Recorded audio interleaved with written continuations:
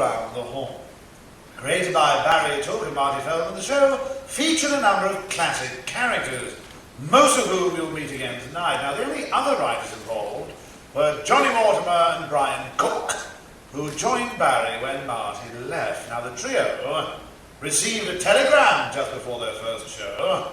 It read, "Who needs luck when you've got talent? Good luck, Marty." Horseman! Sir, tonight we intend to recreate 2 complete episodes of the series with extracts taken from many scripts. You will hear our very own Kenneth Williams doing his very own version of Rambling Sid Rompo. Hello, Midirios. Tonight I shall have great pleasure. But first I'll sing you a few songs. You'll thrill to the ersatz voice of Hugh Paddock. Oh, hello, I'm Julian and this is my friend Sandy. You'll curdle your nadgers at the dulcet tones of our Betty Marsden. Many times. Many times. And of course... Many times. And of course, you'll be utterly and completely charmed by the dark brown voice of our splendid ringmaster, a certain Mr. Kenneth Hall. Sir. Well done, Smith. All the adjuvants as ever. You know, I like that in an announcer. And so, without further ado, let's take you back in time to a basement recording studio, Lower Regent Street, London. Scream as much as you like, my dear. No one will hear you in this dungeon. But why have you strapped me to this operating table? Call it an old man's whim. All right. Why have you strapped me to this old man's whim? Because I have no scruples. You won't feel a thing, my dear. I just attach a wire here. Oh! A wire here. Oh! Then I turn this knob slowly. Then this knob slowly. And... This is the BBC Light Programme. For those of you easily offended, you've come to the right place. It's Round the Horne.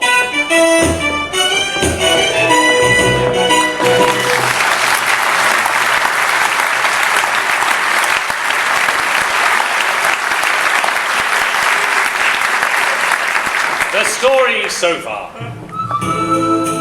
The half-breed stranger rode into town, black guns on his hips. Black saddle, black pump, black bicycle clips. He was heading for the Bucket of Blood Saloon and Heel Bar, keys cut within the hour. Inside, the whiskery drunken sheriff jangled a tune on his cottage upright. Oh, I say. Suddenly, the saloon door swung open. The half-breed stranger stood there, blue eyes blazing, hands on his 6 guns, 5 of which were loaded. He spoke in the harsh, guttural language of the Choctaw. Hello, my name's Kenneth Horne. Hello, welcome to the show. That was Douglas Smith. Who'd like to get one thing straight? But he can't. Now, the results of last week's photo competition, which we asked you to guess who they belong to. Well, as you might expect, the biggest one belonged to Sean Connery. The little tiny one belonged to Cliff Richard. And I must confess the one in the middle was mine. It was my father's originally, and it leaks a bit these days, but still. Next week we'll ask you to guess the owners of 3 more motor cars. And now it's What's Up in London with Gerald Muntaber. A busy week. Monday there'll be finger bogling and nest goat pandering at the Royal Nobblers Institute in Clapham. Wednesday there's an exhibition of gnome clenching at the corset department of Sparks, Law and Towser. Friday there'll be chip fumbling in the Great Vat at St. Paul's. Bring your own pajamas. And Saturday, the Inter-Rabbi Bobsleigh Championships will be held on the up and down escalators at Leicester Square Tube. That is, of course, weather and platform tickets permitting. Sunday, AM, Wigmore Hall. Mrs. Gansnet Whale-Trouser will be giving a talk on the mating habits of the savage man-eating pygmies of South Norwood. And PM, the savage man-eating pygmies of South Norwood will be giving a talk on the mating habits of Mrs. Gansnet Whale-Trouser. Not to be missed. Ciao. Yes, ciao. And now we've reached the part of the programme you've all been looking forward to. That was Round the Horn, starring Kenneth Horne with Kenneth Williams. Smith, Well, that's the part I always look forward to, sir. sit down. I was referring to our Forum of the Air, in which listeners phone up sometimes prematurely. And here's the first one now.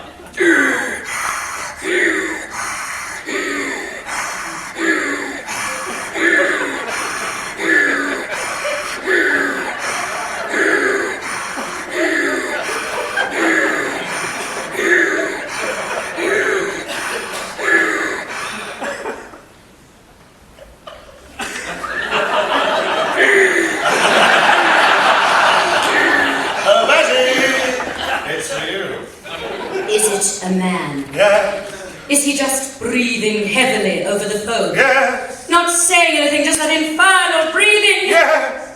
Oh, that'll be the butcher. Tell him half a pound of stewing steak and some liver for the cat. Did you get that? I'm not the butcher, you fool! It is I, J.P.'s Mount Grandfather. Hello, Mr. Grandfather. Good to hear your breath again. Yes, listen, I'm trying to get something up. I see. And I'd like you to sign your name on it. That rather depends what it is. It's a petition complaining about the medical profession, about the BMA, what they've done to me, Mr. Horne. The BMA have dismembered me. Good heavens. Yes, they refuse to accept me as a member, despite the fact that I'm an MDQ. Oh, well, an MD is a doctor of medicine. When I ask this with a degree of foreboding, what's the Q for? They're waiting for my surgery to open. I usually hold it in my landlady's bathroom. Why's that? It's cleaner than the coal shed. I find the bathroom is an ideal place to have a practice. I can sit in comfort and practice the laying on of hands. Nice. Usually just the one hand as it happens. On the patient's forehead. Oh, I see, a sort of fringe medicine. No! Very droll. Now, tell me, do you charge your patients? No, not the ladies. I usually sidle up to them. Listen, will you sign my petition? All I'm asking is a gesture. And I'm giving you one, Mr. Grandfather. Goodbye. Another caller. Hello. This is the national branch of the Women's Institute. Congratulations, Mr. Horne. You have been voted Woman of the Year. Well, it's an honour. It's a great honour. But I'm afraid I'm not really eligible. Why ever not? Well, if you remember, I was Woman of the Year last year. Next, wait a minute, there's someone at the door. Oh, hello, I'm Julian and this is my friend Sandy.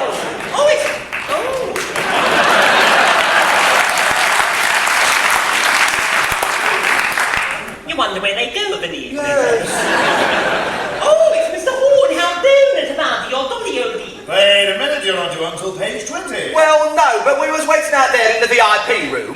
The one with all the mops and buckets in. Oh, that VIP room. We could hear your actual show on the intercom and we thought, well, there's something missing. Well, I was. Well, that's mainly, so we thought we'd trolley in. Now, we do have a running order. All right, we'll run in. No, it is to bar your dolly oldie. Oh, Winnie Pooh! Yes. He's got all the Polari. I must ask you to leave the studio, sir. Sir, come along, gentlemen. Here, who's this? Who's the big butch over here? I warn you, I'm a green belt. Do you know what that means? Yes, means we can't build on you. Out. All right, keep your rah on. You're trying to do a good turn. FX, door slams, cutting them off. What does that mean? Well, it's just a state instruction. Oh, thank heavens for a minute.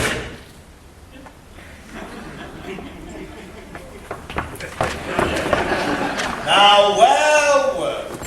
Ah, yes, our forum. Hello. Hello? Hello. Hello?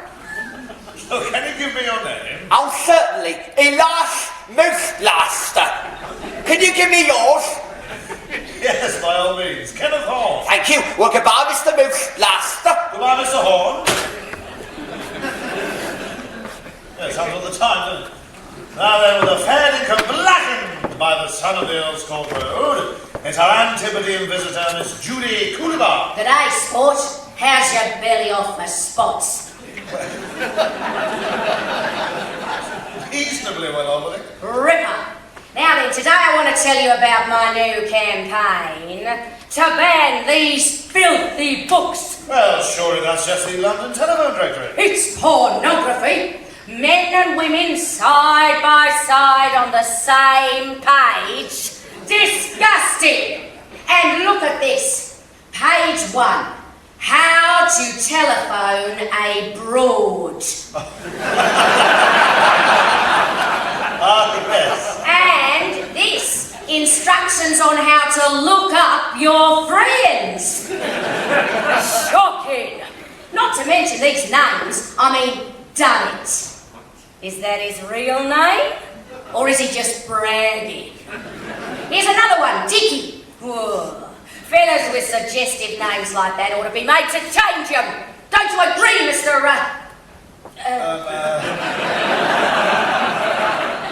Moose Blaster. Thank you, Miss Judy Coolbar.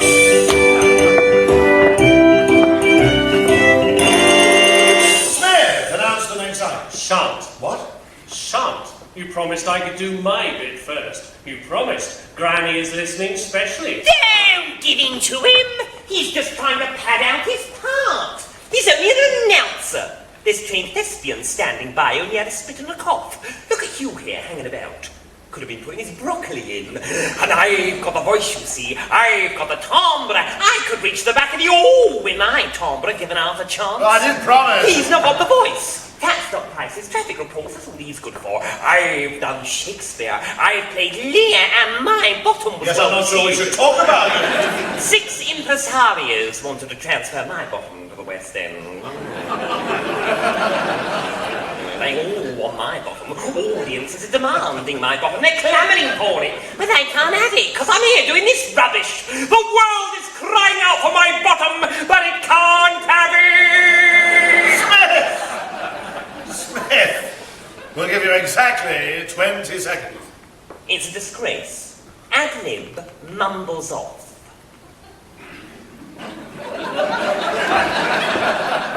Thank you, sir. As I walk down a country lane, I hear the birds are twittering. And look, here comes Rover the dog. Woof. Woof. Hello, Rover. Oh, go rubbish! And yonder, I spy Brock the badger.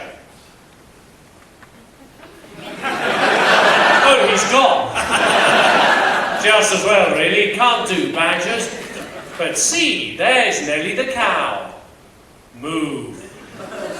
Moo. And Lord, coming towards us, it's John, the producer, carrying your cards. Ah, yes, I'd better announce our next guest. It's a man who's thrown off his trammels. He says they were binding him under the bogglers. It's Rambling Sid Rumpo. Hello, me dearios. Since we last met, I've had a bogle in my gander bag, and I've come up with this astounding air fit to titillate your lummox. My lummox are self-titillating, but thanks for the offer. Oh, praise yourself. 'Tis a grievous little ditty, sung only by a dwindling band of aborigines as they court their swain. A swain is a cross between a pig and a snake. Ugly as sin they are, but you do get marvelous streaky bacon. It's something I picked up down under. I'm quite big in the Antipodes. Yes, I've heard that. It's called The Ballad of the Waddler's Newly.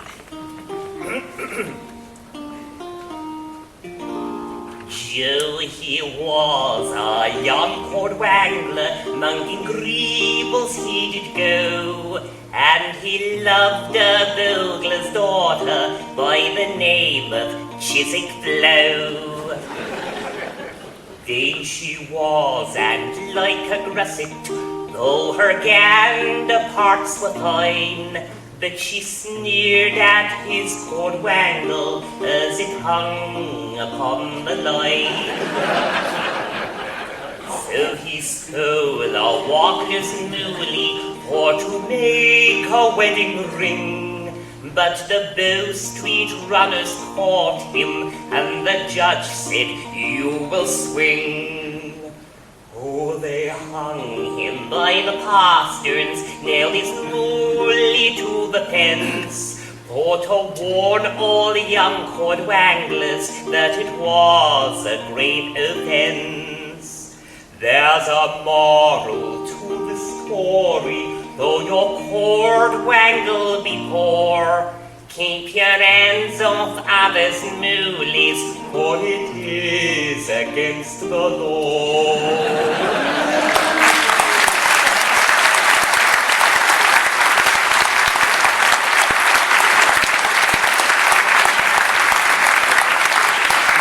Thank you, Rambling Sid, of whom it has often been said. Now, we're privileged to hear a short address from the Right Reverend the Archbishop of Trinity. Flat 9, 106 Old Compton Street. Ring twice and ask for Colette.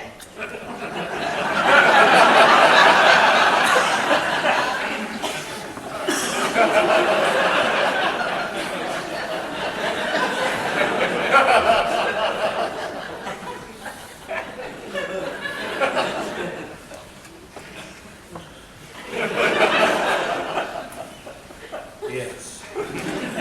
It's always useful to know where one can find a good chiropodist.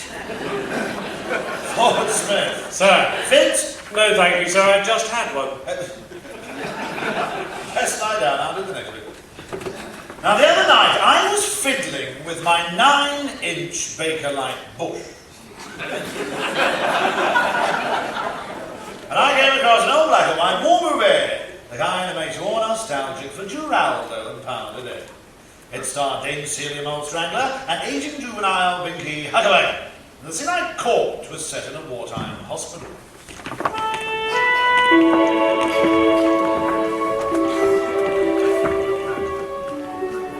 The captain's in there, miss. Second bed along behind the screen. Don't stay too long, you'll tire him out. Thank you, Doctor.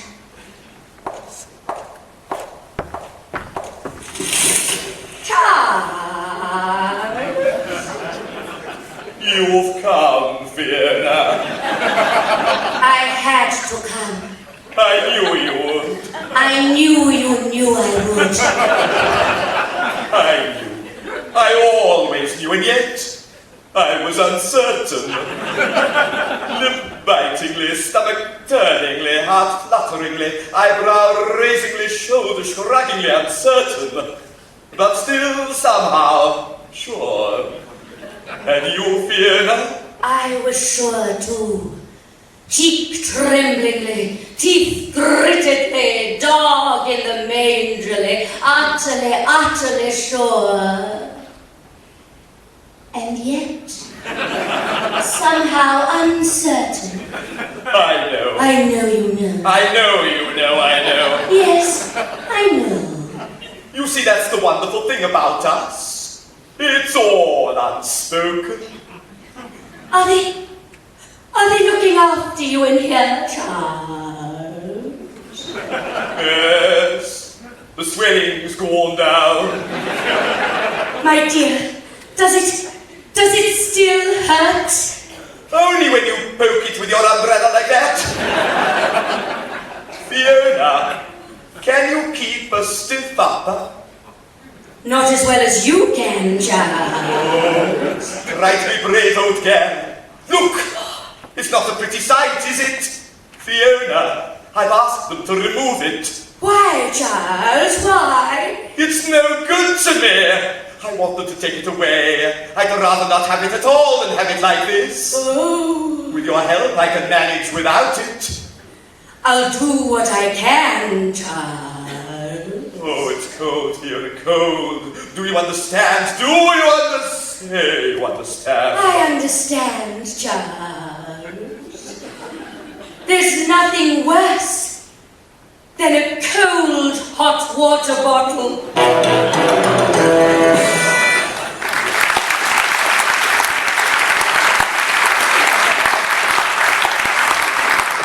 Ah, yes, that took me back, you know. I know. I know you know. I know you know. Look, sit down, baby, yourself. Now, where were we? Ah, yes, page 20.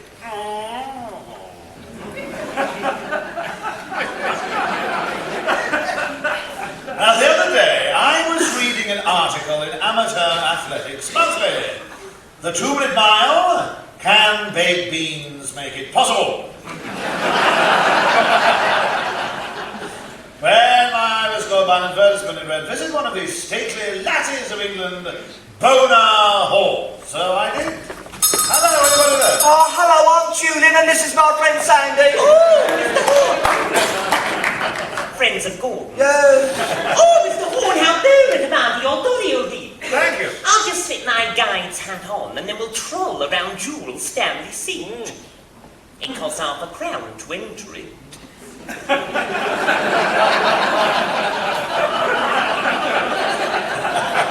Well, that's quite expensive.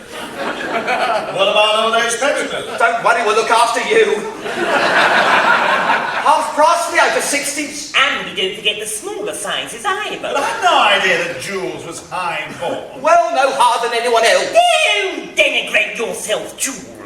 He's of the blood royal, Mr. Horne. Stop. A queen's blood flows in his veins. Father,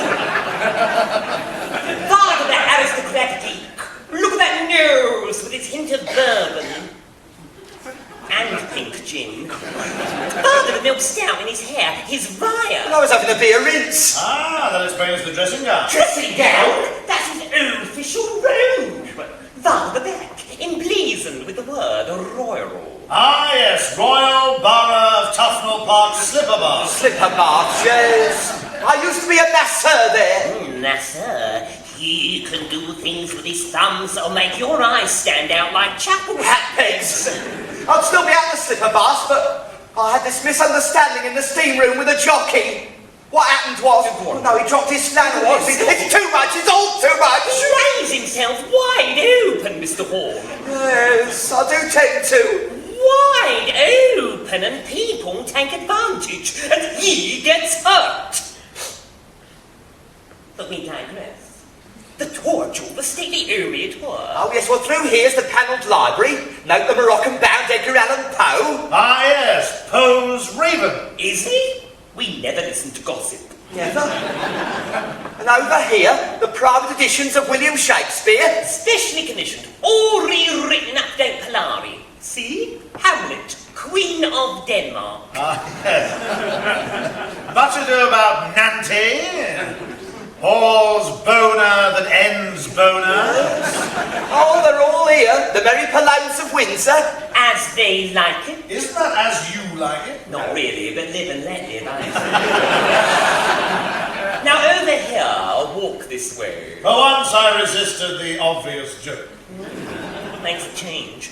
Walk this way. Over here is the grand staircase with all the portraits of Jules' ancestors. Ah, the family jewel. Oh, It's a soft spot. yes. And cheeky with it. Now, this portrait here, this great big butch only in doublet and hose, his hand resting lightly on his pommel. Note the pommel. And the hand resting lightly when he was a pirate, Henry the Bold. Ah, yes, and this chap with the pomaded wig and the beauty spot. Oh, that's Cyril the Absolutely Outrageous. Done in the style of Van Dyke. And this one here, that's his great-great-grandfather pictured in the servants' quarters. After Watto? Almost Probably. certainly. I don't suppose you have many staff these days. Well, no, just the stable boys. And the stable. Father, this portrait, Mr. Horne, that's Jules the Unready, and here's his son, Jules the Ever-Ready. My family sprung directly from his loins. Like a school-did Captain A sprang. And through here is the master bedroom, and there, the royal bed. Royal? Yes, legend has it several queens have slept in that bed. Note the family escutcheon carved into the headboard. Very nice. 2 ballet dancers rampant. Supporting a heraldic lion in proverb. Yes. And the family motto, Ars Gratia Artis. Which roughly translated means, is arts in the right place? Yes. Most interesting. Now tell me, do you have any secret passages? Well, no, not really. Although, we did find a priest's hull once. But we had it bricked up. For safety reasons. Safety reasons. And finally, through this portal, the grand ballroom. We'd held a few balls in here, hadn't we, Jules? Oh, yeah. Glittering affairs they were. That's that sprung floor boner. I mastered my first National White Sergeant on that floor. And the gay Gordons. Both of them chic. Anyway, here's our brochure, Mr. Horne. We do B&B, 6 rooms, all with hot and cold running. Hot and cold running what? We don't know. We've never caught one. Still, we're making mine. You're our 6th visitor this year. Hello. Can you make it pay? £0.50 a time? With £0.50 to get in. But it's 50 quid if you want to get out.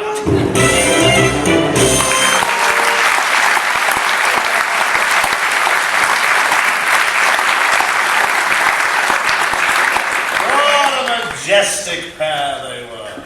Heart of life's rich tapestry. The moth-eaten parts, no.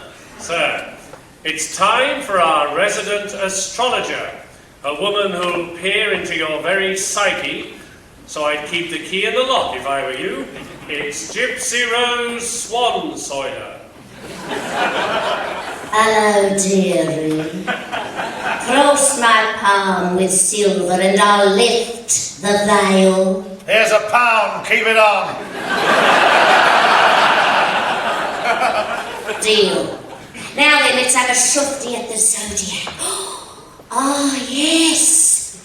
This week, Uranus has been in conjunction with the goat. Well, I didn't notice, surely. And on Monday, I see a movement involving Mercury. You will swallow a thermometer. Pisceans, your lucky lunch is veal and egg pie, and your lucky stone is gall. And people scoff at astrology. Ah, Gemini women, you'll find your feet later in the week. They were in the airing cupboard all the time. Aries too, Librans too. The replay will be next Wednesday. Yes, I must try and get along. Now, have you any further advice for me? Well, ooh, you've got a lucky face compared to the rest of you. Your heavenly twins are in the ascendant. Good news at my age. Yes, but always remember that childhood is hereditary. If your parents didn't have any children, chances are that you won't have any either.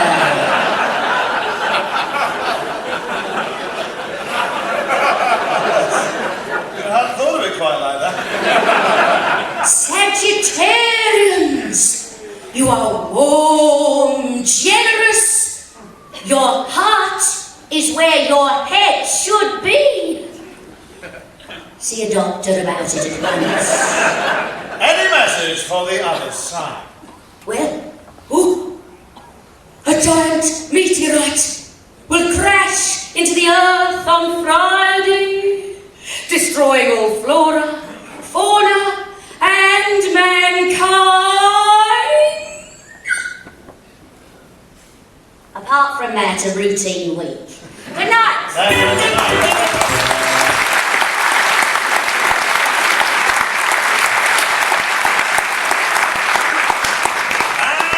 Cheerful note, we'll move on to our version of a film that's recently been released, mainly through lack of evidence, Smith. Sure. This week's film adaptation is a story of that sinful city of ancient times, the seat of a corrupt empire which wallowed in bacchanalian orgies and sadistic spectacle. By Jove, Stoke Pogis! No, sir. Ancient Rome. Pornographic Productions,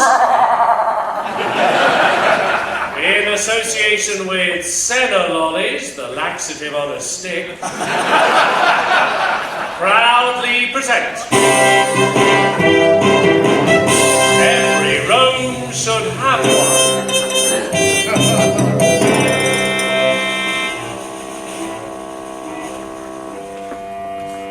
I'm a slave in ancient Rome. My name is Frigidius Maximus.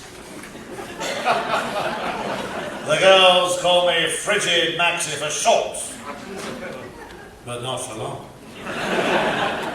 A slave's life is hard. I've been flogged more than once, and I'm about to be flogged again. Here we are now, gents, lot 22, a second-hand Londinium slave in good nick. Hardly a mark on him. Now I'm not going to ask you for 50 denarii. I'm not even going to ask for 25 denarii. I'll tell you what I'll do. I won't bother whacking him. No mucking about. There you are as he comes. 5 denarii. Turn over there.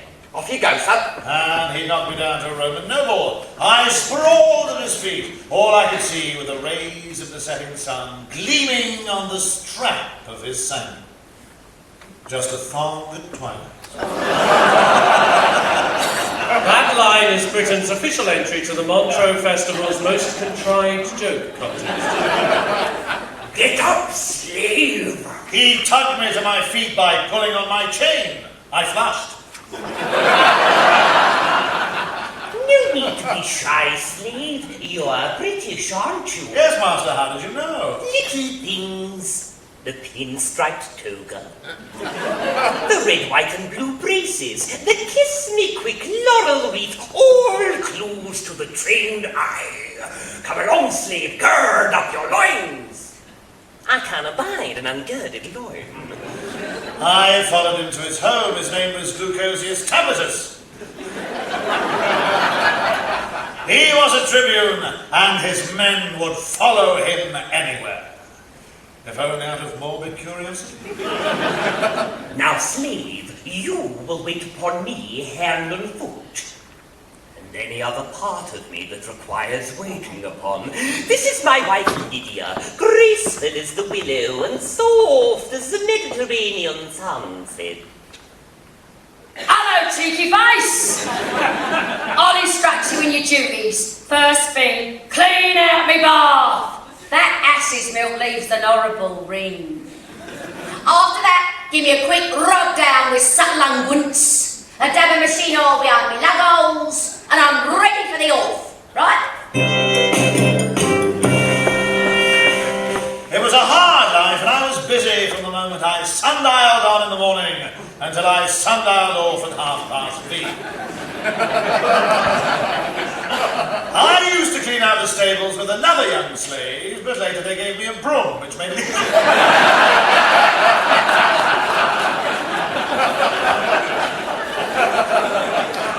Then one day, Glucosius sent for me. I've been watching you, Frigidius. The way your muscles ripple and knot as you peel a grape, seemingly without effort. Oh, so it's just a nap. Nice. I shall send you to gladiatorial school. You'll learn to fight with a broadsword, rip out the throat of a lion with your bare hands, crush an opponent's skull, and possibly a bit of flower arrangement on the side. My first day at St. Hilda's Gladiatorial School. Right! I rushes at you, knocks it to the ground, and holds this razor-sharp trident to your throat. What are you going to do? Yeah, well, that's what most of them do to begin with. But you're not going to get the thumbs up if you do that, are you? I worked hard at lion fighting. I got extremely high marks. I got a few low ones too, but my toga covered those. Soon I was ready for the arena.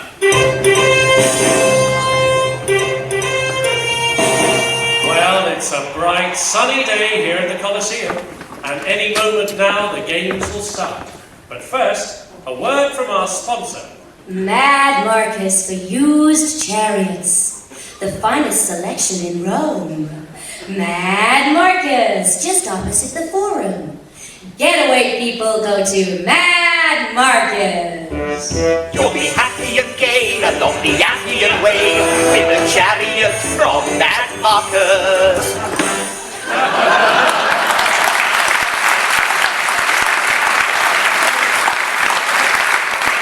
Visit today. Remember, Tempus Fugit. Thank you. Excitement is rising here at the Colosseum, and here comes the Emperor Nero. The crowd is rising. They're genuflecting at him, but he's brushing it off. Beside him is his good lady wife, Popeye. Popeye. Oh, I'm sorry. Oh, Nero, I'm so excited. When do the games start? Later. We gotta watch this boring lot first. Seen one gladiator in by line, you've seen them all. Myself, I'd sooner go home and fiddle. Oh, so would I. Meanwhile, down in the changing room below the arena, we gladiators were getting ready for combat. Here, hold the nets like this. Now twirl the net around like that. Good. Saves your hair getting mussed up.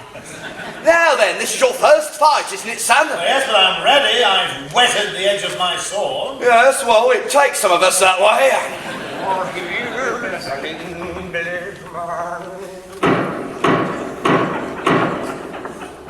5 minutes. Overture, beginners, please.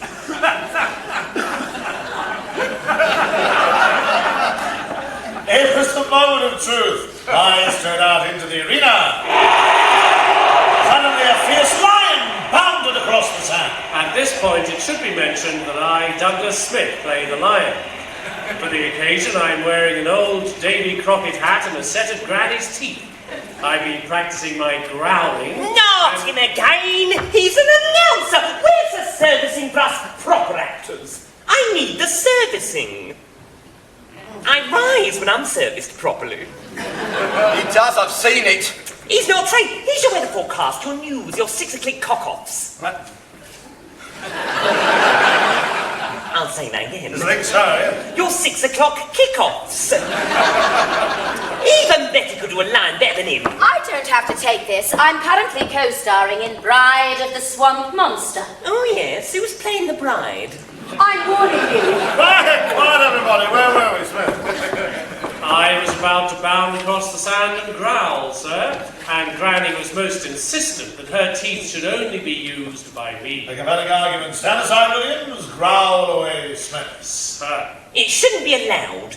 Exits ad-libbing, more grumbles.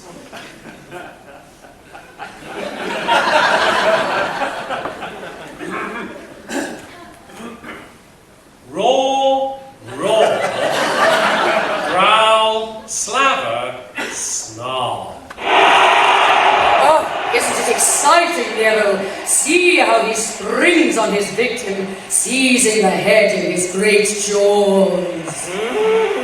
I'm surprised at the lion, letting him do that.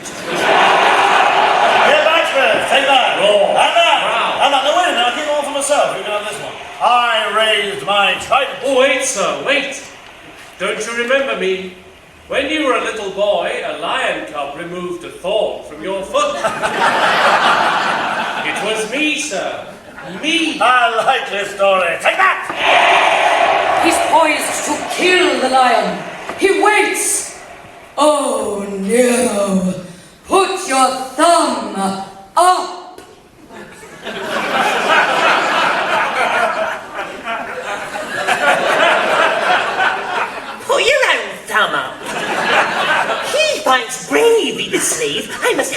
my God!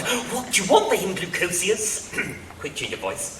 What you offer, O noble emperor? Back again. Stop messing about. I'll do you a swap. My set of cigarette cards of famous Vestal Virgins and my Elgin marbles. How's that? Very fair, sire. Done. See, that's your proper acting.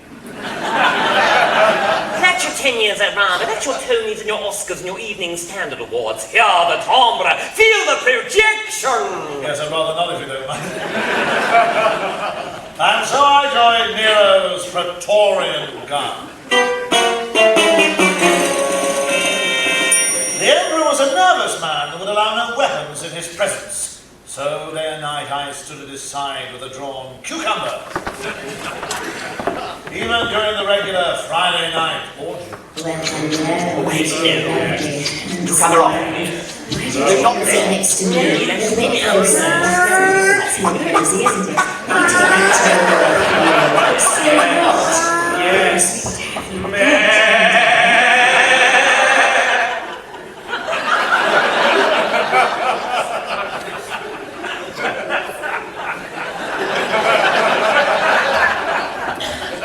A splendid affair, where the fountains gushed with milk stout and cheese and onion crisps were piled high. If nothing else, this gives a clue to the writer's level of sophistication. Scantily clad maidens performed wild, sinuous dances. Was all I could do to keep my cucumber steady. Vitidius, hist! It is I, Poppaea. Tonight was made for love. But I'm Nero's guard, Madam. Love is a word that is forbidden to me. Oh, very well. Tonight was made for politics. Come with me. So I went. All that night I politicked her.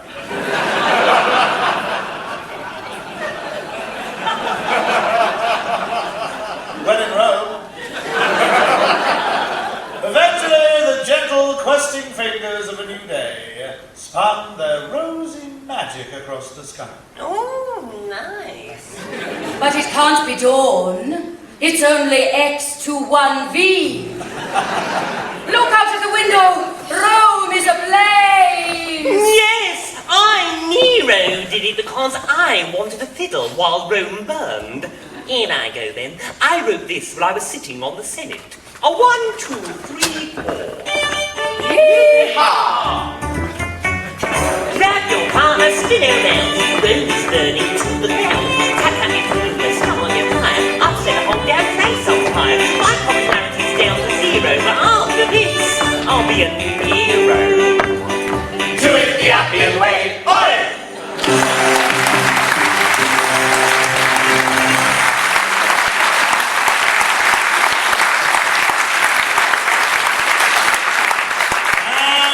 This week's film adaptation comes to an end. Or at least stops. The sound effects of ripping silk was from Mr. Williams' private collection. It's better in stereo. The rhubarb in the crowd scenes was supplied by Mr. Paddock. Yes, I've got a small allotment, you Yes, see. I believe. And a final word from Miss Marsden. And it's an urgent police message to all motorists turning south of the A259 at Brighton. That's right, don't do it. You'll get wet. Sharon.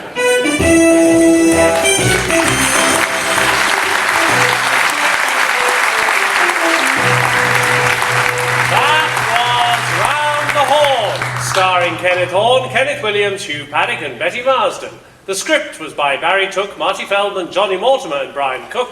The programme was produced by John Simmons.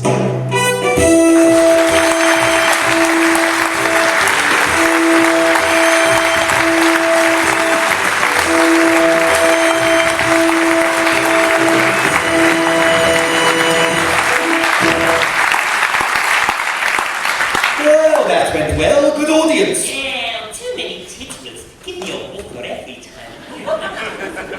You always did. Cheeky cat. Did you see that woman in the middle row? The one with the nose? Well, they all had noses, surely. No, I mean, big woman, see-through blouse. Amazing. Like two watermelons in King. I hope, by Jove, I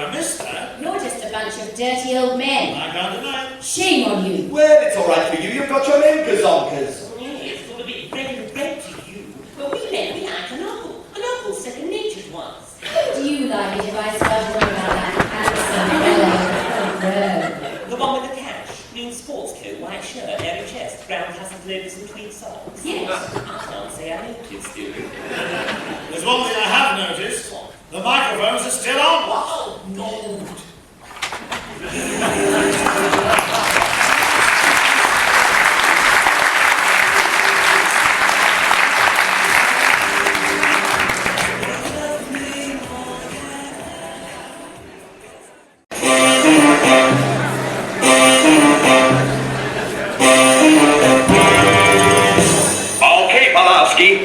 We know you're in there. You're surrounded now. Come on out. You're gonna have to come and get me. Keep away. I never had a break, I tell you. I was born on the wrong side of the tracks. We were so poor, I had to wear my sister's cast-offs. I was dragged up in the slums. What have I ever got out of life? Reform school, prison, every man's hand turned against me. This is your last chance, Pulaski. Okay, I'm coming out. I don't know why you can't make your turn. I've only been in there 10 minutes.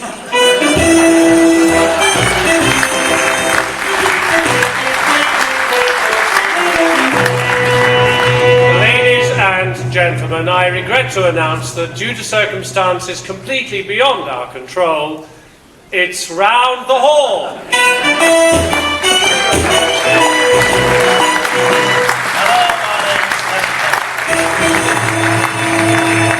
Hello, welcome to the show. Now, first some late-breaking news. Early this evening, a small fire broke out at the Albert Hall, and the orchestra had to be evacuated. Fortunately, they were playing Schubert's Unfinished Symphony.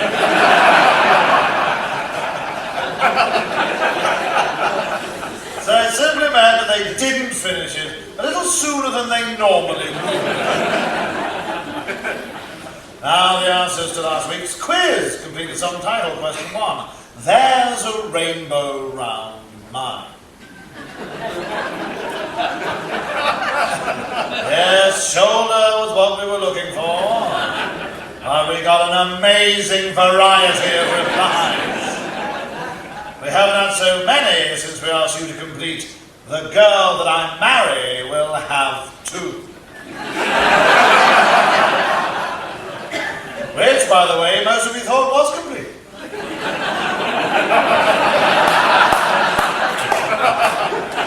Question 2. Walk right in, sit right down, and. Well, the answer, of course, was baby, let your hair hang down. Now, many of you wanted to walk right in, sit right down, and do something else entirely. And what Mr. Grunt Fuddock of Hoxton wanted to walk right in and sit down and do was not only physically impossible, it's also extremely dangerous to passers-by. Finally, question 3 had 2 possible answers. Yes and no. Both of which were correct. Now, most of you managed to get this one right, though Mr. Newton of Cobham. Hello. I have trained my legistrum vulgaris to hang over me neighbour's fence.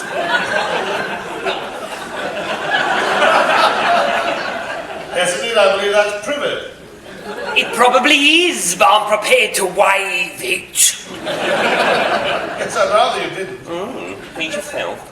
I've also been cultivating some American beauties behind the potting shed. And after several years of experimenting, I have developed a rather unusual strain.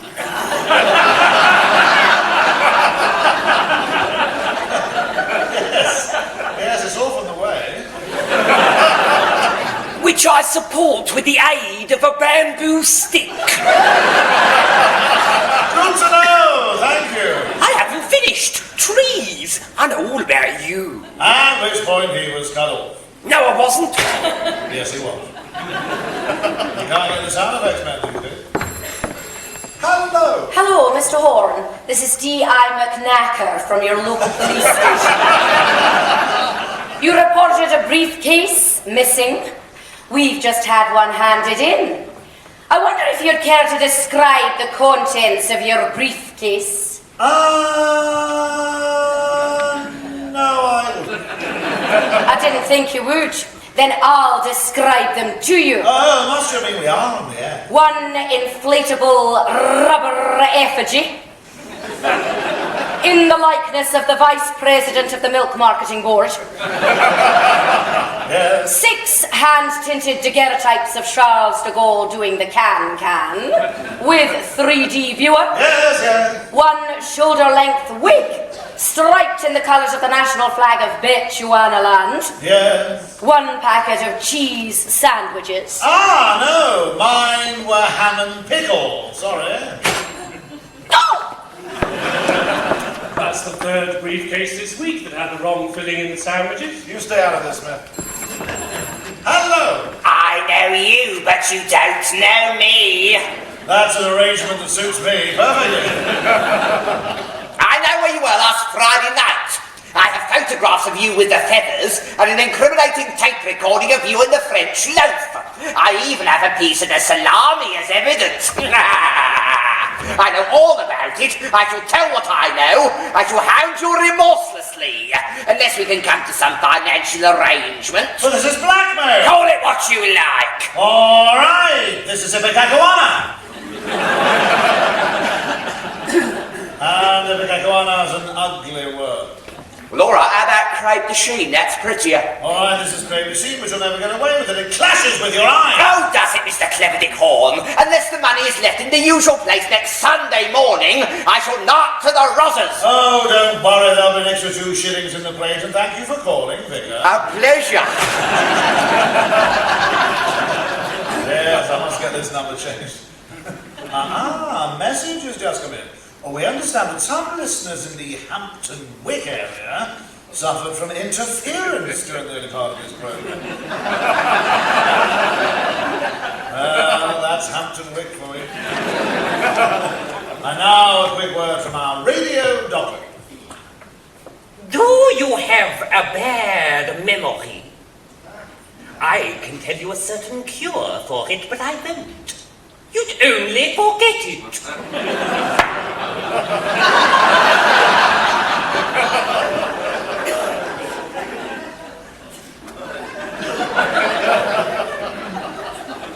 How do they think them up? And why? Now, I got a flyer in the mail the other day. Group Captain Reggie Kite, DFC Bar. Very pleasant chap. I had a drink at his bar, and he mentioned a new cookery school that had opened nearby, so I caught a passing music link and went to have a look.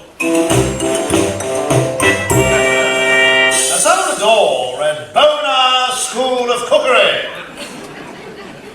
Gnocchi and mince.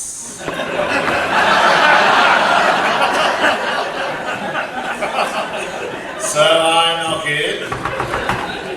And mince! Hello, Oliver. Oh, hello, I'm Julian and this is my friend Sandy. Oh,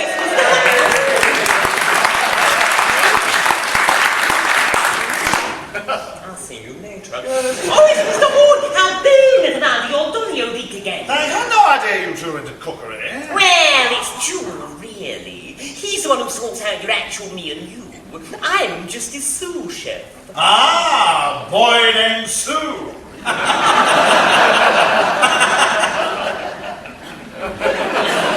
I just couldn't resist that.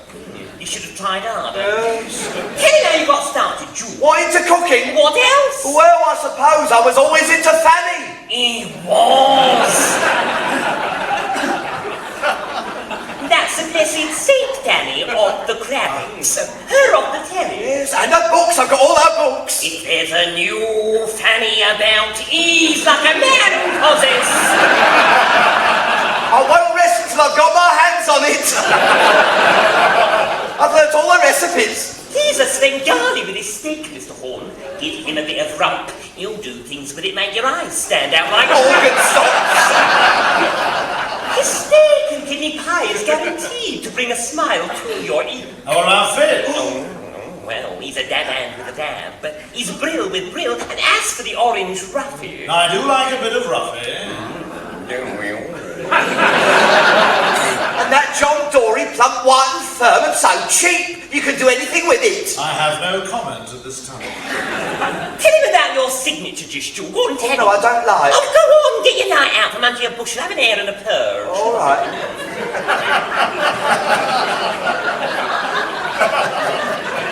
I do my own version of Coco Van.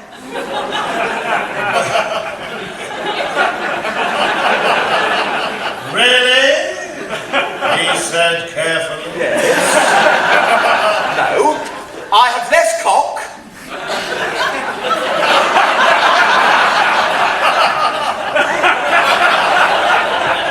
More than, and I add crudities. He adds crudities. He's absolutely boner. And his mince. Jules done more with his mince than any man I know. He makes a fantabulosa faggot. Yes, I thought they might get mentioned eventually. I've done things with Mars faggots that no one else has ever attempted. Yes, and he's so fast. You should see him chop vegetables. Talk about speed. His chopper's a blur with himself. Thank you, Sam. It's all practice. Little thin strips of peppers, carrots, courgettes. Yes, all mixed up. I don't know what it's called. Perhaps julienne vegetable? Oh! Yes. I'm cheeky with it. Then there's his pièce de résistance. That's your actual French for it's no good fighting it.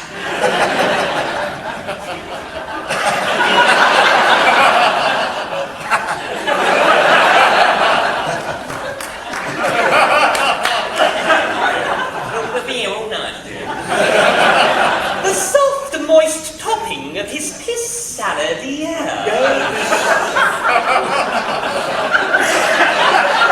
Well, that's olives, isn't it? No, it is. Oh, right.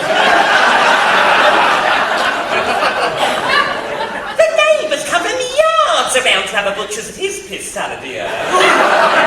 Not to mention his upside-down top. You said you wouldn't mention her. That's the widow McGinty from the cat's meat shop. Yes, but I must say I do enjoy a dessert. Oh, it shows, Ducky. But he's your Omi. He does miracles with puff pastry. And it's not easy. A fully risen rich fruit puff is a thing of beauty. It's true. Now, do you do a queen's pudding? Well, no, not especially. Although, my pineapple surprise is quite popular. He makes it with rhubarb. Well, that's a surprise. And my orange spotted dick has often caused a comment or two. He can teach you all this and more, Mr. Horne. Put yourself in his hands. He'll Mould you. Yes, I'm not sure. Have you had many students? What how do you mean? Oh, on the cookery course? Oh, well, just the three so far. There was Anthony. Worrell. And, Thompson. Well, surely that's just one man. I thought they all looked alike.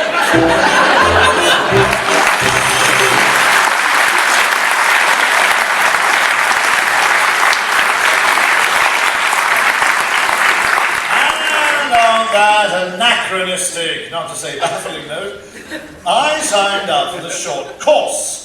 10 exciting things to do with a pilchard.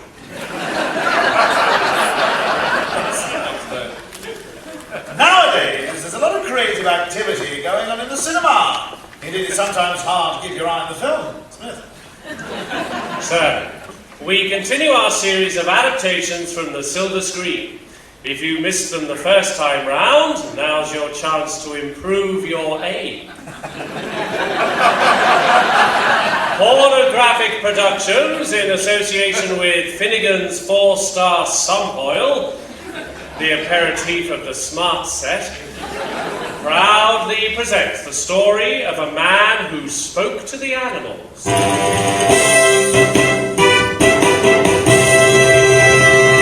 Dr. Dewsweet, B.A.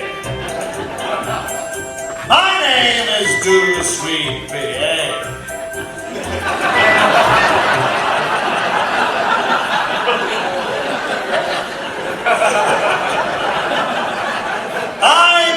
this in the West Country. And I'm getting quite good at it. Outside in my waiting room, I have a lot of patience. But inside my surgery, I can become quite irritable.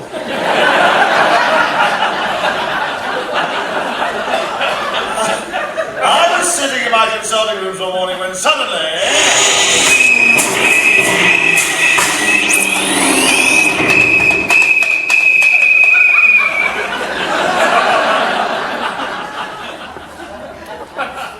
the door opened.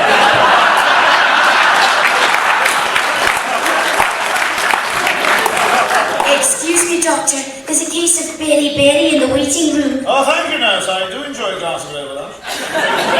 That joke is currently appearing at the Alhambra Theatre Hartlepool on a farewell tour prior to retirement. My first patient entered. He had 2 fractured arms. I shook him warmly by the foot. What seems to be the trouble, sir? I tell you, Doctor, I'm not a well man. I've got aches everywhere. My skin's coming up blotchy all over. I got ingrowing hair in my nostrils and rheumatics on my shingles. Both kneecaps are loose and I think I've done a mischief to me coccyx. But how do you feel in yourself? Well, all right, Doctor, apart from a slight cough. I gave the poor fellow a placebo. He wrapped it round his thin shoulders and left. That night, I was thinking about my practice over dinner. Suddenly, I decided to throw it up. I knew in my heart I wanted to be a very biggish. An animal doctor. I turned my faithful paramnesia played by Douglas Smith in a feather boa and wearing a red rubber glove on his head. Oh, sir, must I? Quiet or cut off your peanut ring. Come on up on the perch, start teaching me. Oh, very well. Oh, this is so undignified. I'm dropping feathers here. I spent months learning the animal languages. I see, so that's squawk before Quack. except after. Moo. I soon had an O-level in dog and A-level in waterfall, and knew enough grass snake to order a meal. I began to go around the countryside treating the animals. I say, a pint for myself and a gin and tonic for the cow in that field. I was often encouraged by my young friend, Seamus O'Trouserlip. Keep going, Doctor. You'll be a success, sure as the silver-haired mountains of Mourne sail across the sea to Galway Bay, and the little people cobble their praties and dance a beat bog to the liftification lady, while Mother McRae sits down in her shamrocks by the light of the blazing colleen.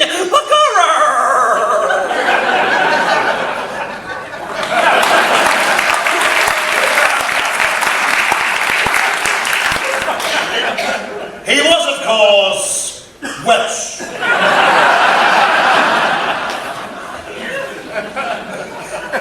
He introduced me to the beautiful, charming young girl at his side. Beautiful, young. Who's playing that part? Watch it, Williams. I don't believe it. I mean, charming. Are the writers all drunk? She can climb the shillelagh, I'll give her that. But girl... I've still got the Polaroids. What? New Year's Eve, you and the producer's budgie. The broom cupboard, the rubber plant, the marmalade, the dance on the mirrors. Oh, bejeebers, let me introduce me young, charming girlfriend, Ophelia Mutterbucket. Hello, Doctor. The producer's budgie. Can we get on with it? Oh. What's this in the cage? Why, the hairy green socks of Devil Air. It's a two-headed llama. Well, yes, indeed, I subscribe to the two-headed llama of the month club. It's called a push me, pull you, for reasons I won't go into. Come on, let's take it down to the circus.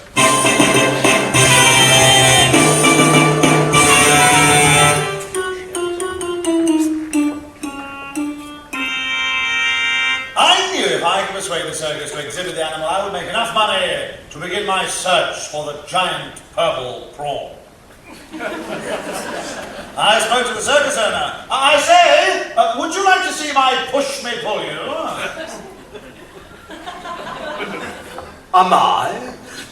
There it is over there, standing next to my friend Seamus. Now, what do you think? I've never seen anything like it. I've never seen anything like it in my life. Then you'll exhibit this strange creature? Certainly. Right then, it's the cage with the exotic beast. Here, get your hands off me, you great crazy. Get off, leave off. I'll make a fortune showing them around the provinces to people who've never seen one. What about the two-headed llama? Two-headed llama? No call for them, Governor. Sorry. Oh, Dr. Dewsweet, the crowds are flocking to see Seamus. You'll soon be rich. Please let me come with you to search the world for the giant purple prawn. I want adventure. I'm footloose. And my ankles aren't too secure either. Very well, we'll get Seamus back and go and buy ourselves a boat. We went down to the harbour. There was a dirty old lugger lying beside the quay.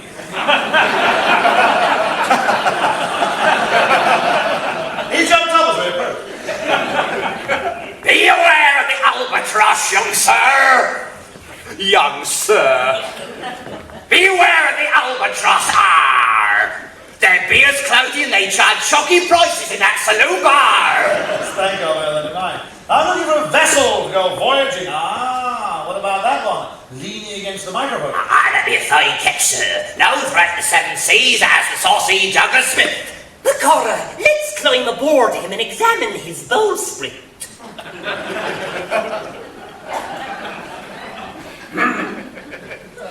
Creak, creak, creak, creak. Well done, Smith.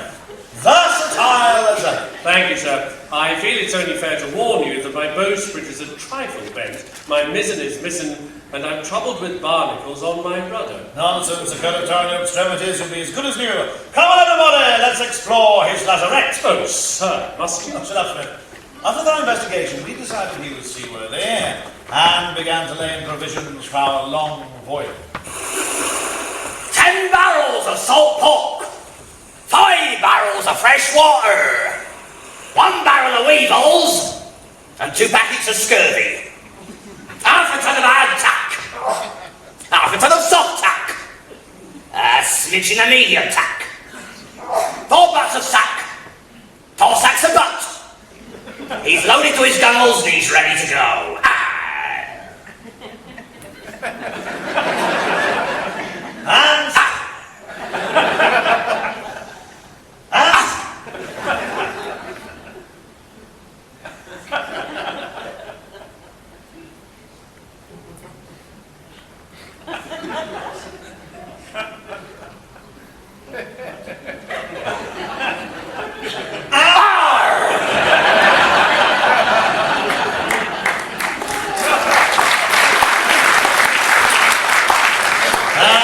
So I cast off, even though I hadn't quite finished the sleeve. And he's allowed to search for the giant purple prawn. Land ho! Land to starboard! Land! Land! Well, it's hardly surprising. We haven't left the harbour yet. Oh, it's only I hailed. Dear Diary, it's now 10 weeks since we started our voyage. Dr. Dewsweet has spent most of the time leaning over the side, playing 20 questions with a barnacle. Last night was the roughest of the voyage. Seamus lashed me to the mast. Oh, I never thought I'd last till morning. Thank heavens the weather was good. I myself had abandoned my chat with the barnacle. I found him rather boring. Speaking as a ship, sir. Creak, creak. I found he grew on me. I say, that's rather good, isn't it, sir? Oh, it's the creak when you're croaking to it. Doctor, I'm not one to complain, but by the great red beard of Edna O'Brien herself, I must know, when are we going to get there? When? Get where? To my next funny line!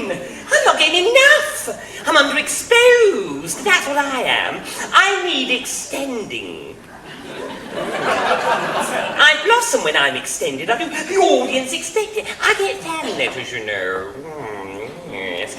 My mail's bigger than anyone else's on this show. I'm not being serviced. All that night the storm It's a raged. disgrace, I know, but the announcers playing parrots and ships and all the plum parts, while stars, yes, stars stand by unserviced. We thought it would never end. Pain The got saucy the Douglas Smith yes. shuddered under the buffeting. Creak, creak, woof, woof. And he's untrained.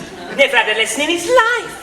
And it shows equity. Yes, equity, they'll hear about this. It's disgusting, outrageous. I'm not being serviced. Finally, the saucy Douglas Smith broke up and sank without trace. Oh, what a shame. Dawn found us shipwrecked on an uncharted island. I lay exhausted on the beach, gazing up at the drooping palms.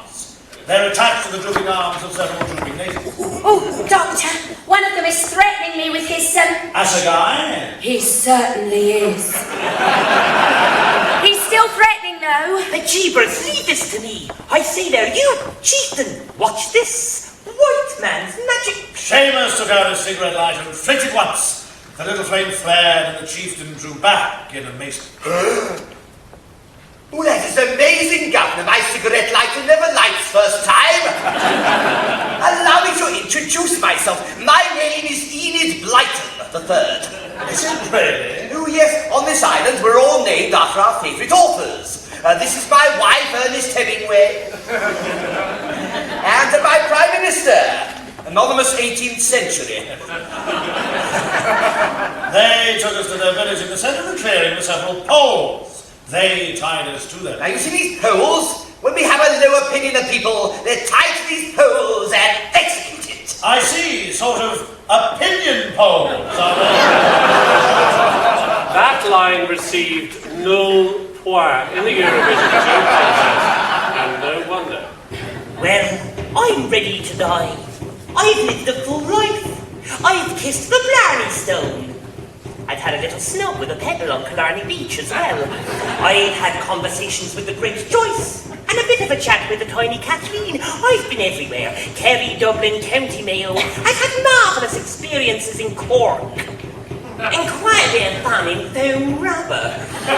So go ahead, kill me, see if I care. The drums began to throb and the natives danced wildly around us. One way to spear, another way to club, yet another way to handbag. A handbag? Well, if you can't beat them, join them, I say. Listen, while I've been dancing around, I happened to notice that the chief's pet aardvark is sick. This was my chance. I persuaded the chief to let me examine his pet. Ah, yes, I thought so. He's been varking too hard. I'm impressed. Said the chief, who obviously hadn't read the Beano Bumper Joke Book 1937. Given these pills, they'll soon be back at vark harder than ever. Oh, thank you, Doctor. And as a token of my esteem, you shall all be released. Oh, Doctor, you've saved us. Had it not been for you, I might have faced a fate worse than death. Alone with primitive men. Men who know no restraint in their lustful ways.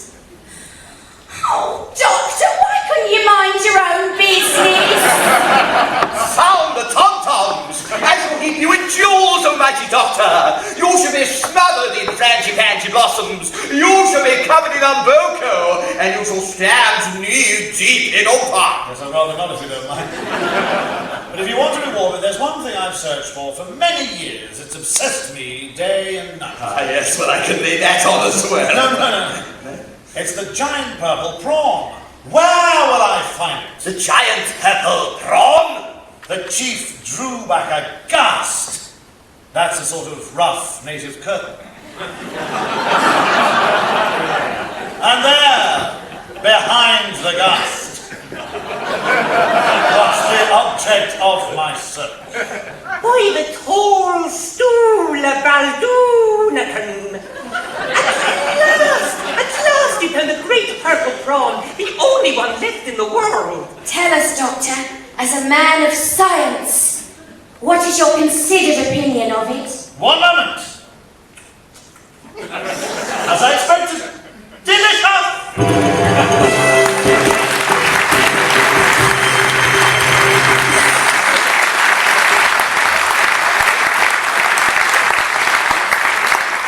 And so ends this week's production. Now next week, we'll be showing you film of the Olympic trials, in which our old friends, the freestyle, five-a-side, over-80s nude leapfrog team,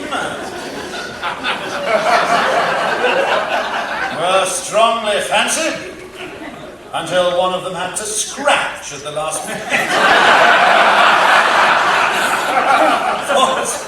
Sir, it's traditional at the BBC that when a series ends, nobody takes any notice at all. But this year, news filtered through, and the controller decided to lay on a buffet. And very good he looked too, flanked with truffles and an apple in his mouth. Everybody connected with the show was invited, and it was indeed a glittering spectacle, as the guests mingled in the marble splendour of Broadcasting House's most lavish and well-appointed washroom. My lords, ladies, gentlemen,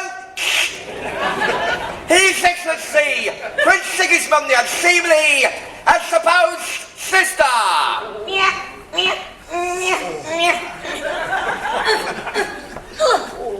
Lady Samantha Gore Witheringly, and her fancy piece, Cyril Stoke Posture.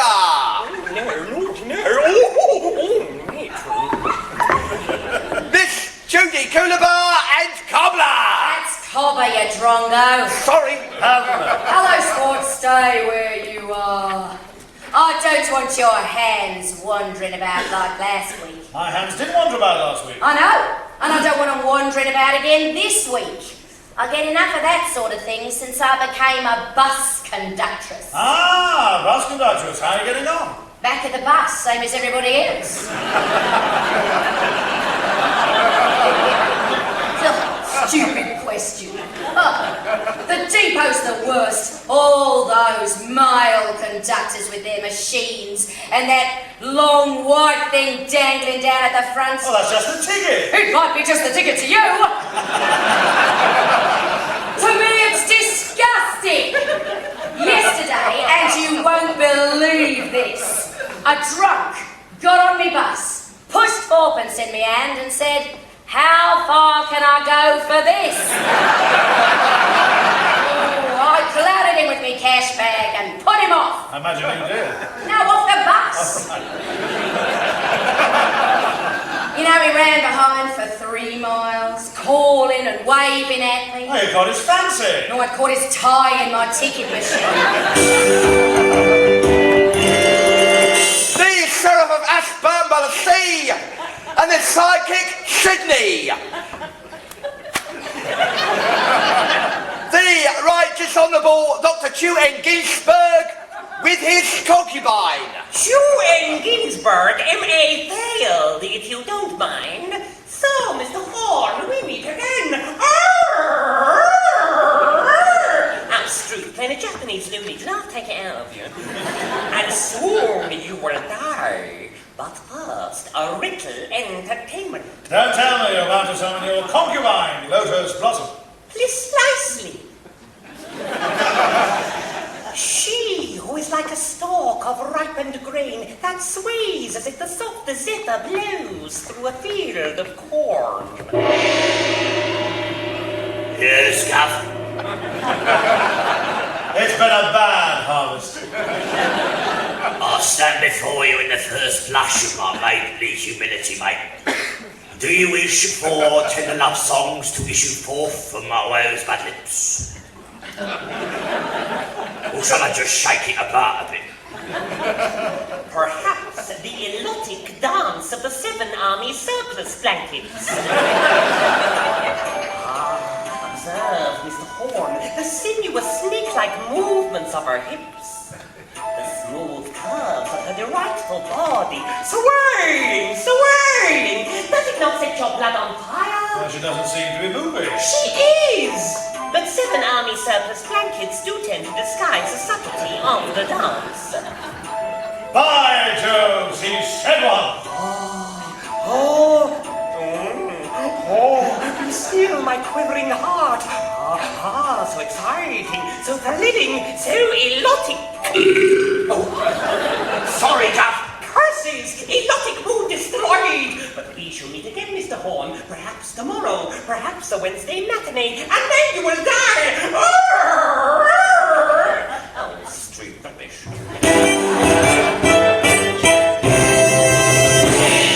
And they went off in a huff. That's a sort of small Japanese sports car.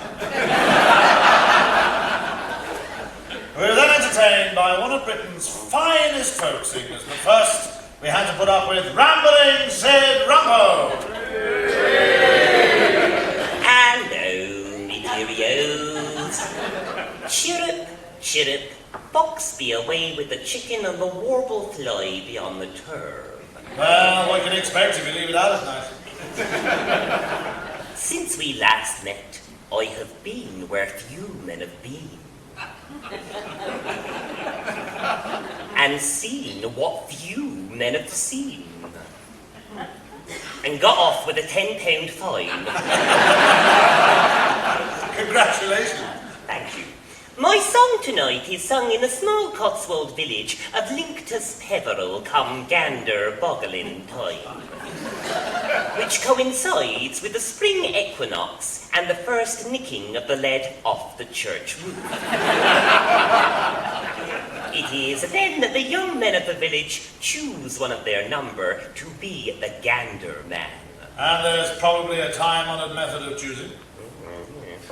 They pick on the smallest one and hit him until he volunteers. Then they deck him in feathers and marmalade and hang about his neck the dingling iron, which dingles his grusset if he's not careful, and he's sent forth with the traditional phrase, "Go on!"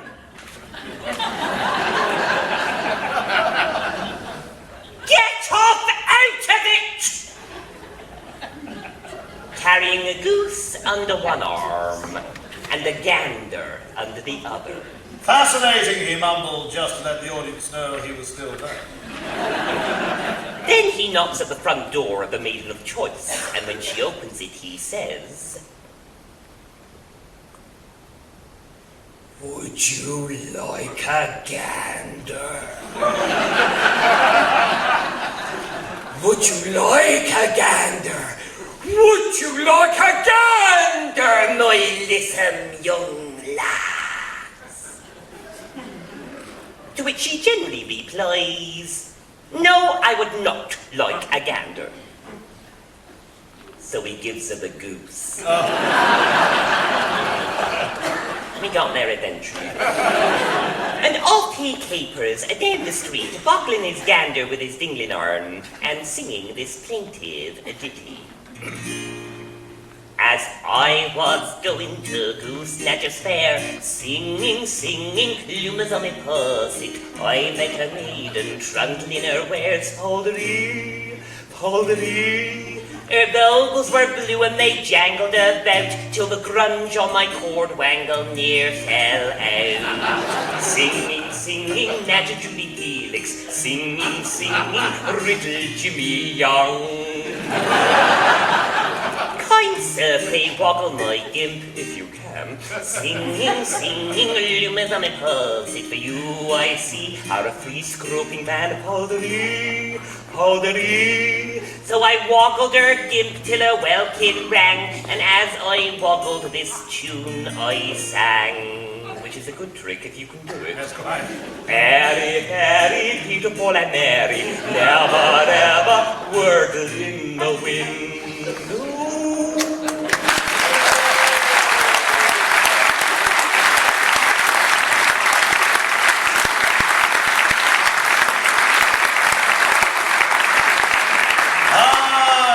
A difficult song to forget, but well worth the effort. tall piece from Dame Silly Mole Strangler, and aging juvenile Binky Huddler.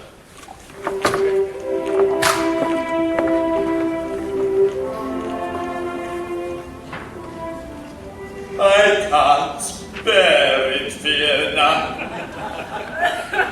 These last few fleeting moments before I leave for the front, parting is so bittersweet. We've parted before, Charles.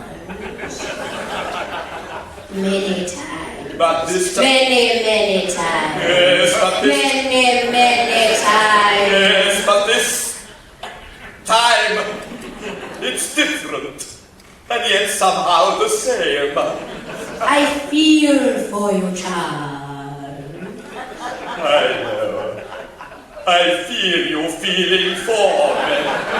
Yes, and I feel that you feel me feeling for you. Oh, Charles, we've so much to remember. Chestnuts roasting by an open fire. A cigarette that bears a lipstick's traces. Old MacDonald had a farm. Yes, I remember.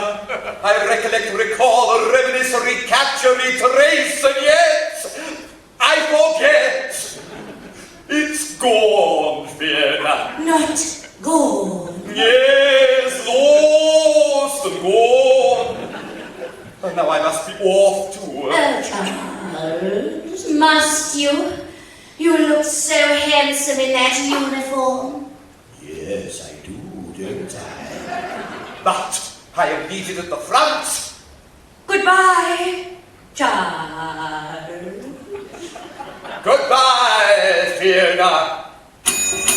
Stairs, please. Come along, move down the front. Stairs, please. Thanks.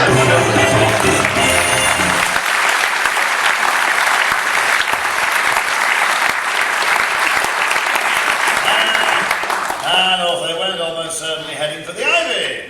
We could do with cutting down a bit, and I do mean the restaurant.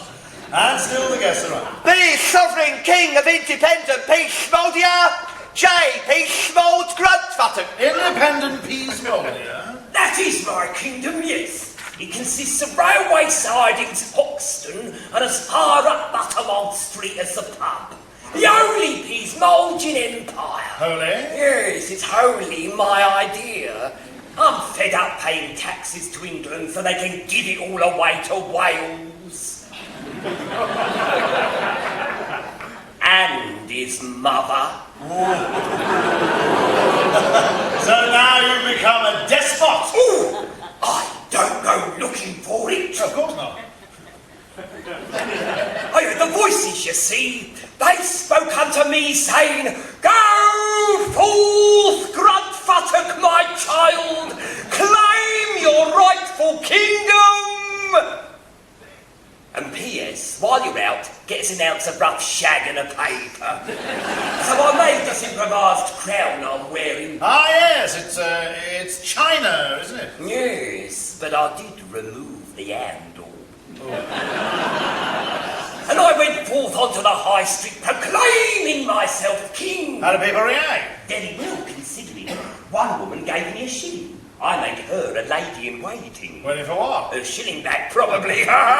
Is that caviar over there? Just have yourself fill your crown. Now, who's next? The Catamonte Crick, and the right unbelievable Letitia Fitzseldom. The Salt Lodge Felicia, and the late Mrs. Bandersnatch. Miss Daphne, you might like to move back a few rows down here. Miss Daphne Whitethigh with one of our classic recipes. Thank God for that. Hello. Recently we've discussed how to prepare frog's legs, pig's knuckle, and of course, pigeon toes. Yummy. But today, we're going to tackle something a tiny bit bigger. I'm going to tell you about the many interesting things you can do with a yak. Ah, yes indeed. What springs to mind immediately, is yak à la orange. Ah, naturally. They go rather well last week's World Beef Fritters. As would yak kebab, yak burger, and of course, yak in its jacket. But my family's favourite is a simply scrumptious dessert. Coop yak. Now then, first pluck and bone your yak. Take an ordinary saucepan, the kind you would broil a hippo in. Yes, and then cook for a week. Now allow it to cool. Then smother it in raspberry ice cream. Sprinkle it with a little grated coconut. 3 tons should be enough. And then serve with a hip bath of custard. Now, some people might say that the coconut and ice cream might disguise the subtle flavour of the yak meat. Oh, not at all. I mean, whenever I serve my hubby with this particular dish, his immediate reaction on tasting it is yak! Next week I'll be telling you how to do roast centipede with cranberry jelly. Now, it's not as tasty as turkey, but everybody gets a leg.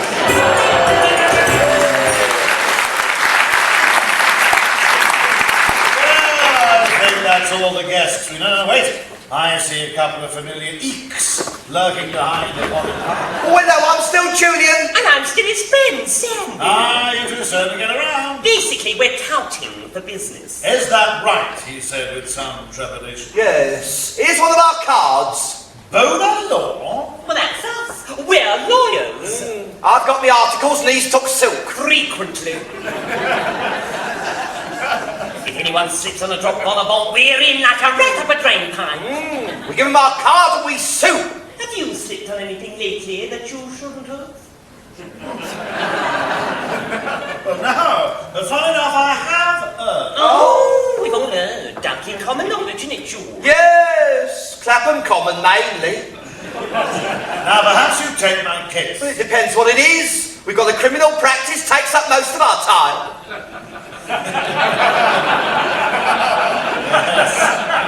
Yes, but apart from that, I do need legal advice. What exactly is it that you've done? Well, no, I don't like to say. Oh, Heartface, you can tell us. No, I don't like to. We've handled the most extraordinary briefs. We have? Nothing can shock us. Nothing? Well, look, it's here on this charge. Well, let's revise it then, Sam. Now, where are we? Oh, well.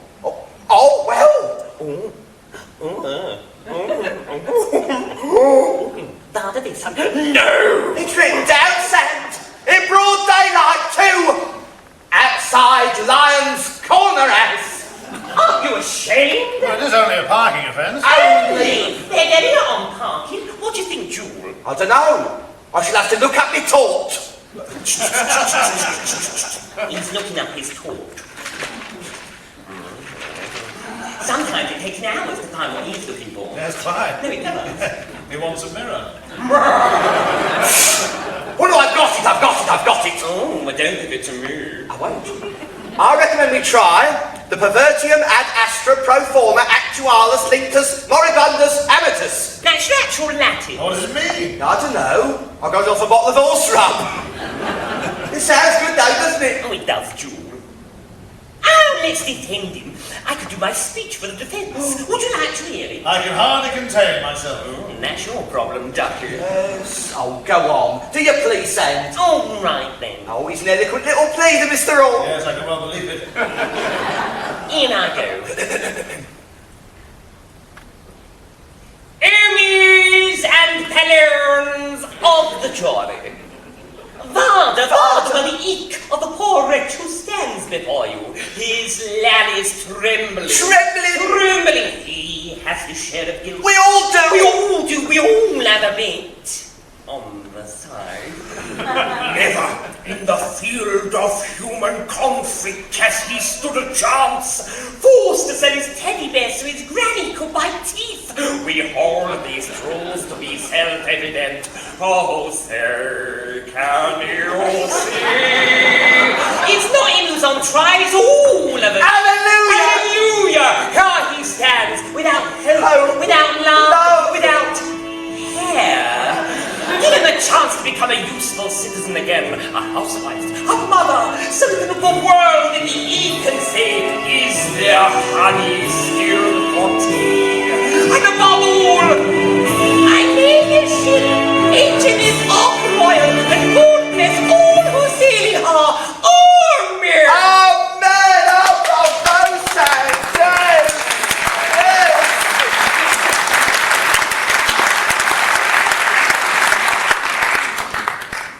Do you know he could have been a Queen's Counsel?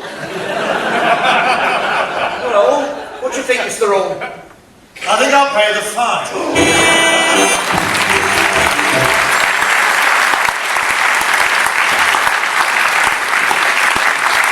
Well, they did defend me in the end, and I got off. They got 6 months. Now, recently there's been a revival of apathy in the old musical songs, and our gathering was entertained by the Round the Horn Glee Club, who sang a song made famous by the legendary Ralphie Well Butterby Toast Postlethwaite. It was, of course, the saga of Seamus O'Hagan's Pachine, and it went something like this.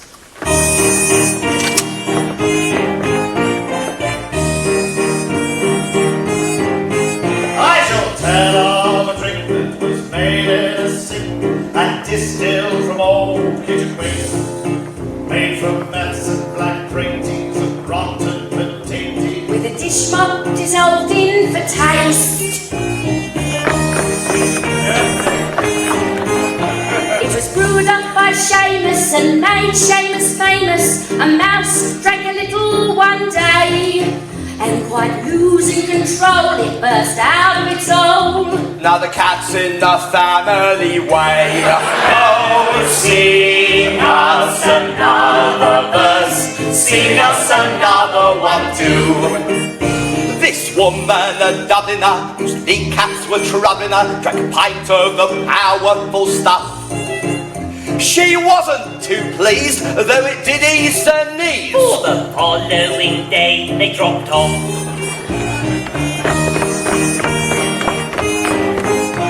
It grew some new teeth in an old anthem leaf. Now it caused him to fret, to frown. Oh, they weren't in his mouth, but a little bit sour. And he bit himself when he sat down. Oh, sing us another verse, sing us another one too. So if you're offered a swing at a hoolie or jig, then I'll warn you, you'd better be wary. And here's my 2 pen assurance. My name is Kenneth. Before I drank some, I was married. That was the final verse of a very old musical song. Bum, bum!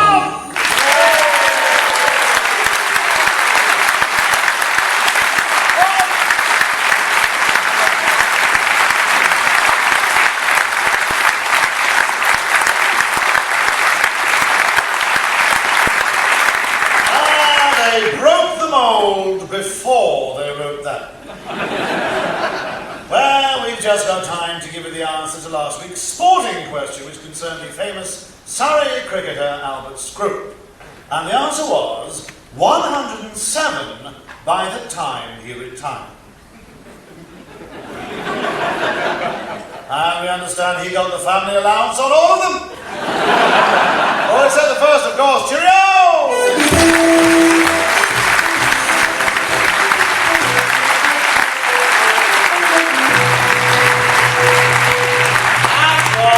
Round the Horne Revisited, starring Stephen Critchlow, Stephen Matthews, David Ramel and Felicity Duncan, with C.P. Hallam at the sound desk. I, Oliver Beamish, played the announcer, and jolly well too.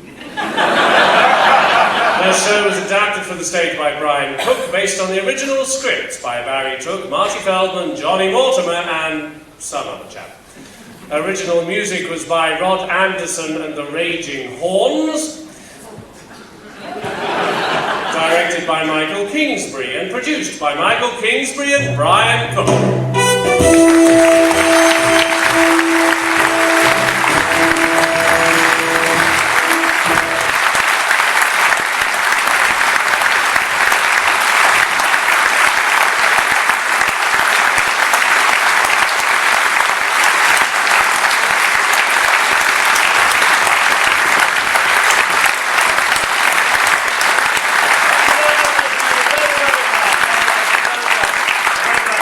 stay with us a little while longer, we'd like to try out a new piece, wouldn't we? Two words, my friends. Dole Q. Oh, we'd love to. Come on. So, many years ago, when Jimmy Young was young Jimmy, a certain song swept the nation, selling many thousands of vinyl records in cardboard sleeves. I've fallen in love with love, for love is always new. I fell in love with love, my love, when I fell in love with you.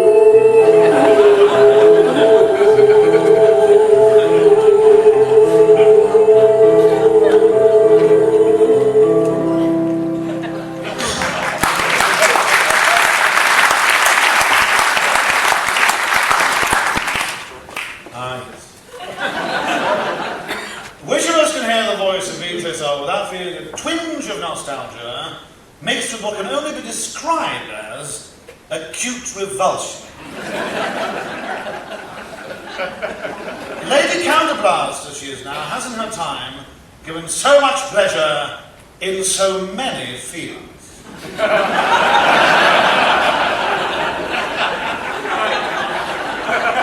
Not to mention public parks.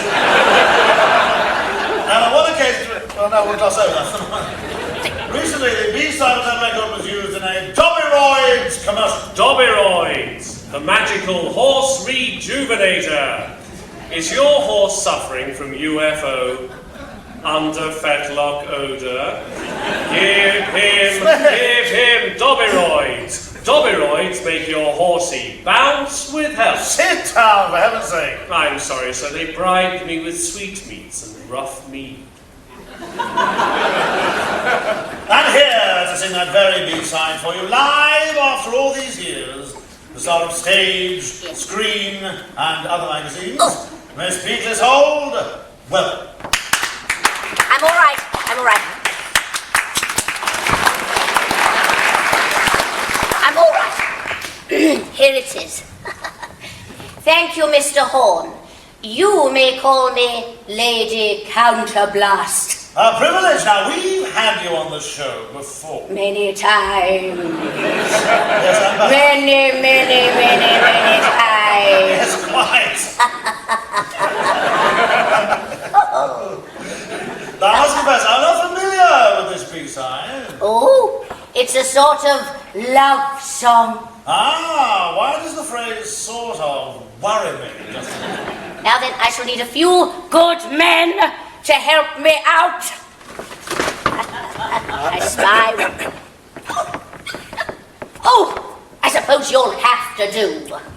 Now then, rallentando on the opening, sotto voce in the middle eight, and then basket after the coda. What? You heard the lady. And a 1, 2, 3, 1, 2, 3. Love is a wonderful thing, they say. It's thrilling, all women agree. When into your life comes the man of your dreams, and that's just what happened to me.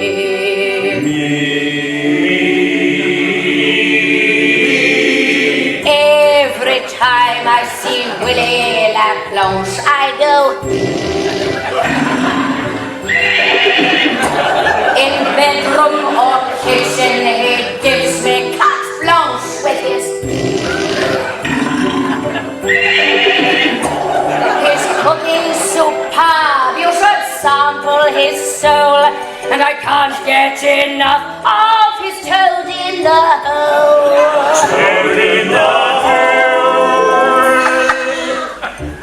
I eat it for breakfast and dinner and lunch, then go.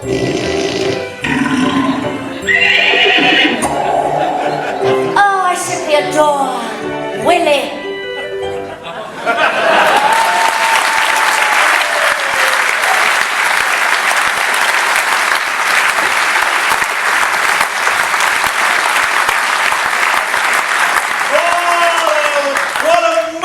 wing load of old codswallop. There brings a dribbler to the old ogle and a blush to the eek. Well,